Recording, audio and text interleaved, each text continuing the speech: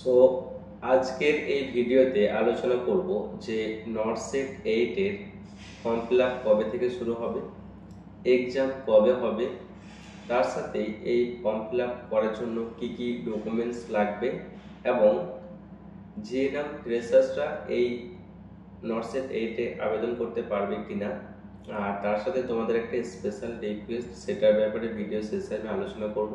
So ভিডিওটি তোমরা প্রথম থেকে শেষ অবধি মনোযোগ সহকারে দেখো, কোনো জায়গায় স্কিপ করবে না।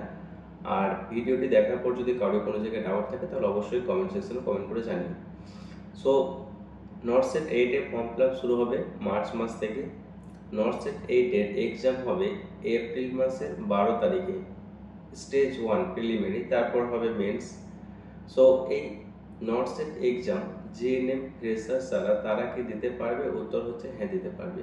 জিএনএম ফ্রেশার্সরাও দিতে পারবে, কিন্তু এই জিএনএম ফ্রেশার্সদের জন্য এইমস এর আন্ডারে যে তিনটে হসপিটাল, একটা হচ্ছে কলকাতায় সিএনসি, আর একটা হচ্ছে দিল্লি, একটা হচ্ছে মুম্বাই, এই তিনটে হসপিটালে শুধুমাত্র তোমাদের প্লেস অফ পোস্টিংটা হবে। মানে তোমাদের এক্সাম সেই নটসেট 8 ফর্ম ফিল আপ, কোশ্চেন সব কিছু সেম, যেমন নটসেট 8 হবে সেরকম, শুধু প্লেস অফ পোস্টিংটি এই তিনটের মধ্যে যে কোনো একটা জায়গায় হবে। তাহলে বোঝা গেল যে জিএনএম ফ্রেশার্স যাদের 2 বছর বা 1 বছর এক্সপিরিয়েন্স নেই, শুধু রেজিস্ট্রেশন নাম্বার আছে, তারা দিতে পারবে। এর সাথেও অনেকেই আছে এমন যাদের বয়স 30 বছর পেরিয়ে গেছে, মানে ধরো 31 বছর, 32 বছর বা 35 বছর বা 33 বছর, এবং জেনারেল কাস্ট, তারাও কিন্তু দিতে পারবে। সেটা যখন নোটিশ বেরোবে তখন আমি একটা ভিডিওর মাধ্যমে জানিয়ে দেবো, তখন সব কিছু বলবো। তো 30 বছরের ঊর্ধ্বে এবং যারা ফ্রেশার্স আছে তারাও কিন্তু দিতে পারবে, বোঝা গেল। এরপর হচ্ছে যে এই ফর্ম ফিল আপ করার জন্য কি কি ডকুমেন্টস লাগবে সেটা একটু ভালো করে শুনে নাও। ডকুমেন্টস হচ্ছে যে কোনো একটা ডকুমেন্টস, যেমন ধর আধার, ভোটার, প্যান কার্ড, এরকম কিছু একটা ডকুমেন্টস একটা লাগবে। তারপর হচ্ছে ক্লাস 10 এবং ক্লাস 12 এর ডকুমেন্টস লাগবে। তারপরে হচ্ছে যে যারা জিএনএম করেছো, যারা বিএসসি করেছো, তোমাদের কোর্স কমপ্লিকেশন সার্টিফিকেট এবং রেজিস্ট্রেশন সার্টিফিকেট লাগবে, কারণ রেজিস্ট্রেশন নাম্বারটা ফর্ম ফিল আপের সময় দিতে হবে। এরপর হচ্ছে যাদের এক্সপিরিয়েন্স আছে তারা দেবে এক্সপিরিয়েন্স সার্টিফিকেট, যাদের নেই তারা লাগবে না, বোঝা গেল। এক্সপিরিয়েন্স সার্টিফিকেট কিন্তু দিতে হবে। সো এরপর হচ্ছে যদি কারোর পিডব্লিউবিডি সার্টিফিকেট থাকে তাহলে সেটা লাগবে, তো সেটা তোমরা ওয়েবসাইটে পেয়ে যাবে, ওটা আমি বলছি না, ওটা ফর্ম ফিল আপের সময় প্রসেস, ওটা বাদ দিচ্ছি।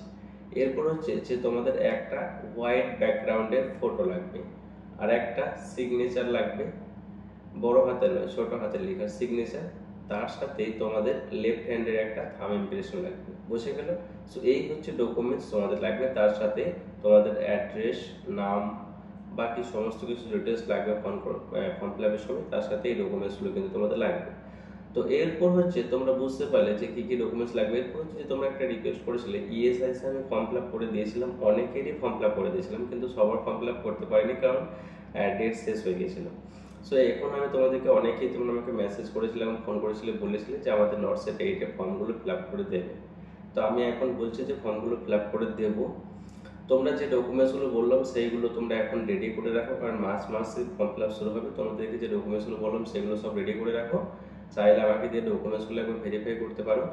সো যখন ফর্ম ফিল আপ শুরু হবে তখন স্ক্রিনের ওপরে যে নাম্বারটি দেখতে পাচ্ছ, এই নাম্বারে তোমরা হোয়াটসঅ্যাপে মেসেজ করবে এবং এই নাম্বারে তোমরা ডকুমেন্টসগুলো পাঠাবে, তোমাদের ফর্ম ফিল আপ করে রেডি করে দেওয়া হবে।